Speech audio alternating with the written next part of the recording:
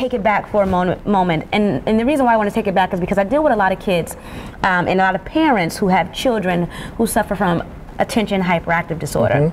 ADHD or ADD. Right. And they try to get the kid to a place where they can absorb the information that's being given to them at school, absorb the direction that's being given at home, and they can't do it. So they supplement that with Ritalin and all these other types of drugs because they don't know how to get the kid ready.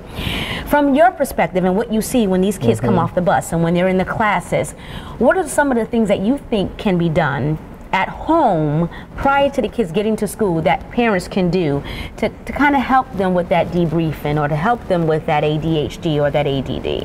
You know, as an administrator, some of my most favorite kids are those kids who have the ADHD or the ADD. And I have found with a lot of those kids is a matter of giving them structure.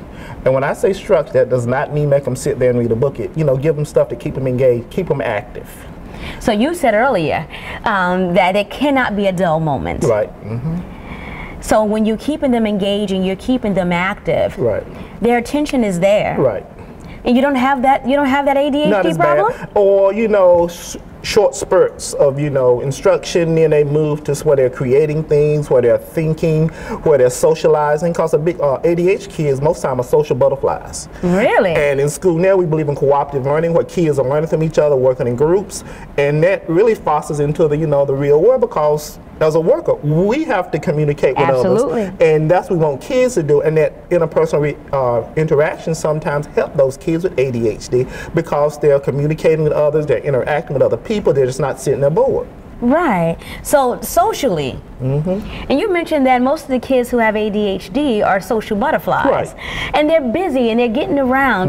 So tell me what you think about this. I read a study done by Michigan State University, and the study had said that 45% of kids who suffer from ADHD suffer from sleep deprivation, and also suffer from social issues. You mentioned to me that these kids with ADHD, they are social butterflies. So tell me what you think about that particular study. Well, I mean, I can understand where the study got that from, because if you're in school and let's say you're in a classroom where the seats on a straight line where the kids expect to sit there and listen to a teacher, they're going to talk. And that's social issues right there. And so a lot of teachers see that as socially inappropriate, disruptive, socially inappropriate, and so the teachers engage with them, so which creates more behavior problems, and a lot of times could all be solved by how we teach kids.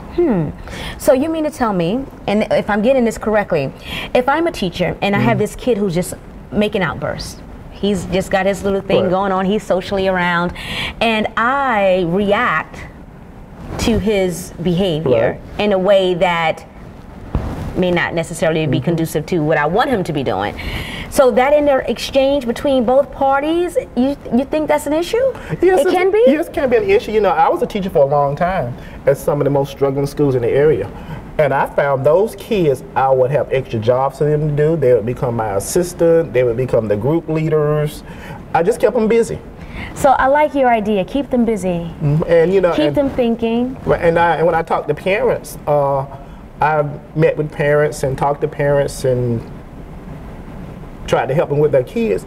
And a lot of these boys, especially who are ADHD, are very athletic a lot of times. Really?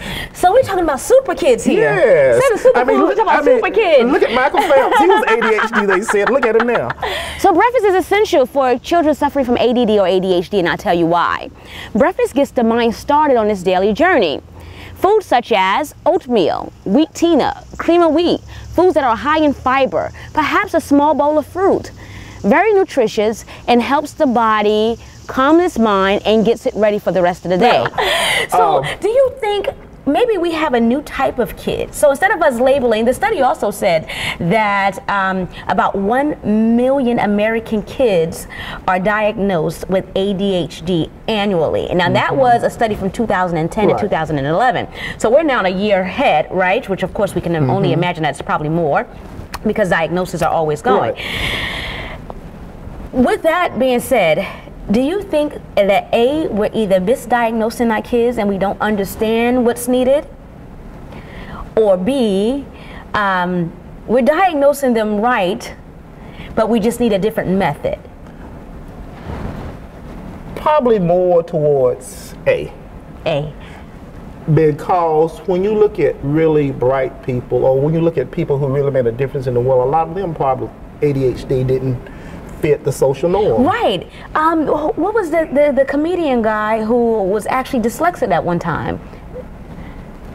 I don't know his name, but if you know his name, you have a good point. Right, and I mean, I think about Ted Turner. Somewhere I read that Ted Turner may have been bipolar and had, you know, ADHD, and a lot of really famous people that made a difference. Einstein, he had some learning disability. But you know, they say he wouldn't even learn his own address. Exactly. Einstein. He said that's trivia. I don't need to know that. So sometimes it's all about it's what we think is important.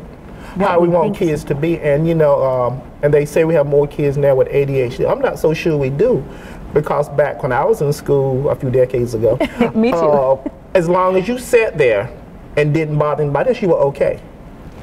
Or you would just see kids just disappear. You didn't know what happened to them. Well, where did they go? I have no idea. Still trying to figure that one out. But now we expect every child to succeed. We can't allow a child to just sit there. We can't just send a child to the office. We just can't send a child to access.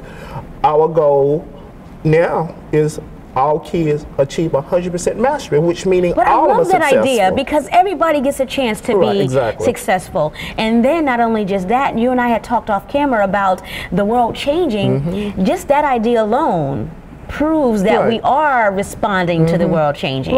And you guys are doing that. And I appreciate what you do. I actually love what you do, and I think you're hilarious. I can stay with you all day. We all have busy days, we all have busy lives, but we really have to get to understand that the illnesses that our kids are suffering with today, whether it's diabetes, whether or not it's obesity-related illnesses, whether or not it's ADD or ADHD, that a lot of these things are because of the lifestyle that we have. And our children, their lifestyle is a mirror image of what the parents' lifestyle is like. So I challenge you to change the fast food mom idea, to change that idea of what dinner looks like, the drive-through, the back seat of the car, the rambling of the bag, the getting out of the toy, the reaching for the fries and the reaching for the shake. I challenge you to change that, because your child's health is in your hands. Your hands. And although you're very busy, the way your child thinks, the way he behaves, the way he grows up and determines what type of person he will be, whether or not he will be constructive or destructive, it starts out every year you set the standard. If you have 5 minutes, or if you have a full day in your child's life, make every minute count. Every minute count. And that I dedicate to my son Camus, who I love very much. One more thing that I want to ask you. If you can tell a parent out there who has a child suffering from ADHD, suffering from ADD, if you had one small piece of advice, something that they can do at home, that you do for the kids once they get here, but if it was already done, that would leave one less thing for you to do, what would that be? You have to give them structure. You have to get to know your child, find out what's important to that child. If a child likes sports, let them play sports. If a child likes building rockets, let them build rockets. Find out what the child likes to do. Because one mistake we make as parents and as educators, we try to make all kids the same.